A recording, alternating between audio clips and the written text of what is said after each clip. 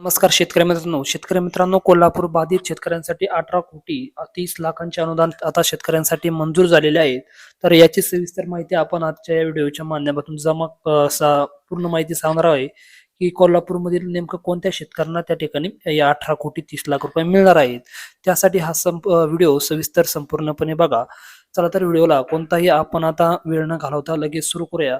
नमस्कार शेतकरी मित्रांनो, मराठी साईड या मराठी शेतकरी मित्राच्या तुमच्या युट्यूब चॅनलवर सर्व शेतकरी मित्रांचं स्वागत आहे.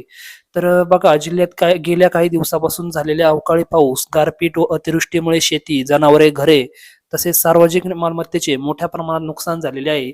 तर याबाबत झालेल्या नुकसानीचे सर्व पंचनामे करून शासनाकडे देय रकमेसाठी शेतकऱ्यांनी फॉर्म भरलेच, पण या ठिकाणी प्रस्ताव देखील शासनाकडे देण्यात आलेला आहे. तर यासाठी शासनाकडे मागणी करण्यात आलेले हे सर्व अनुदान 18 कोटी 30 लाख 40 हजार रुपये जिल्हा प्रशासनाकडे आता प्राप्त झालेले आहे, अशी माहिती त्या ठिकाणी आरोग्य व कुटुंब कल्याण मंत्री प्रकाश आंबेडकर यांनी दिलेली आहे. तर शासन हे सर्व जिल्ह्यातील पाठीशी असून त्यांना सर्वतोपरी मदत करण्याची त्यांनी सांगितले. तर अतिवृष्टीमुळे जिल्ह्यातील एकूण 63 मंडळामध्ये 382 गावात 12,125.57 हेक्टर क्षेत्र बाधित झालेले आहे.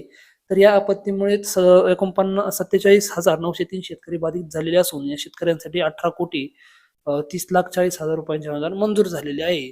तर त्या ठिकाणी तथापि 11,306 शेतकऱ्यांची ई-केवायसी प्रलंबित असून 6 कोटी 11 लाख 76 रुपयांचे अनुदान देय अजून बाकी आहे. तर शेतकऱ्यांनी आपले केवायसी तात्काळ करून घेण्याचे आवाहन देखील शासनाने आता केलेले आहे. कारण हे जर केले नाही तर त्या ठिकाणी त्या शेतकऱ्यांना पैसे मिळणार आहे. तर अतिवृष्टीमुळे 27 गावे स्थलांतरित करावी लागले असून 719 कुटुंबाचे पुनर्वसन आता करण्यात आलेले आहे. तर असे त्या ठिकाणी आणि आपत्तीत 7 मृत्युमुखी पडलेल्यापैकी 4 लाख रुपयाप्रमाणे वारसांना मदत वितरित करण्याचं देखील आलेले आहे. तर त्या ठिकाणी प्रत्येकी कुटुंबांना 10,000 प्रमाणे 70 लाख रुपये वितरित करण्यात आलेले असून अजून 532 कुटुंबांना ते वाटपाची प्रक्रिया अजून बाकी आहे. तरी अशी त्या ठिकाणी माहिती आंबेडकर यांनी दिलेली आहे. तर शेतकरी मित्रांनो, तुम्हाला एकच सांगणं आहे की ज्यांनी अजून ई-केवायसी केलेली नाही त्यांनी लवकरात लवकर ई-केवायसी करून आपले त्या ठिकाणी दिवाळीच्या आधीच हे पैसे जमा होणार आहे.